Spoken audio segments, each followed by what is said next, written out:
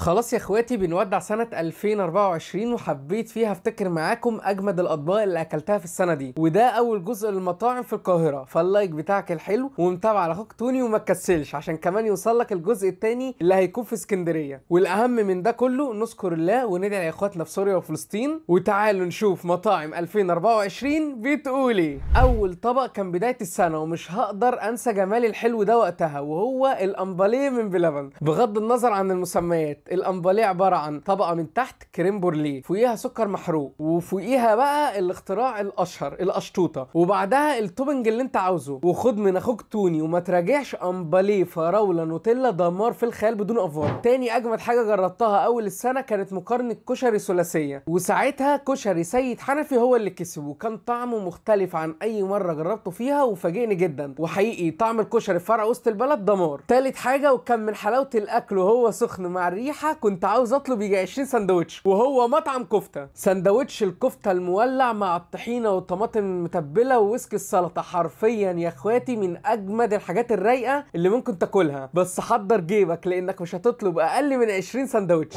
رابع مكان وكان وقتها السحور في رمضان، اللهم بلغنا رمضان جميعا ان شاء الله قريب، وهتتخض هناك لما تروح. الزحمه مش طبيعيه، وهو فول وحيد، واللي فاجئني الطاجن الفول بالصدق كان عظيم قوي الصراحه، وكمان البطاطس جمبري بتاعته ما تتفوتش. خامس مكان فوقش للطواجن في الغوريه. مش عاوز ابان اوفر والله ليكم، بس انا طعم طاجن اللحمه بالبصل من وقتها مش راضي يطلع من دماغي من كتر العظمه والجمال بتاعته وقتها والله. ولا ميكس فوقش كان عالمي بالبهاريس كده وكميه السمنه والدهون، بصوا دمار في الخيال. سادس واخر حاجه معانا ومن اجمل تجاربه السنه دي، وهي عربيه احمد بطاطس في قلب شارع عبد العزيز في القاهره. حقيقي قصه كفاح، راجل محترم بقاله سنين في المكان وليه زباين خاصه، والحاجه عنده عظمه قوي ما تفوتكوش، خصوصا سندوتش البطاطس بالكبده. هستنى منكم بقى تقولوا لي اجمل المطاعم اللي زرتوها في 2024، ولو جالكم الفرصه هتروحوا ليها تاني. لو عجبك الفيديو بقى متابعه ولايك يا عم، فرحني كده، اوعى تكسل. والاهم من ده كله نصلي على الرسول عليه افضل الصلاه والسلام ونذكر الله سبحان الله وبحمده سبحان الله العظيم. بحبكم في الله يا اخواتي، اشوفكم في فيديو جديد، سلام.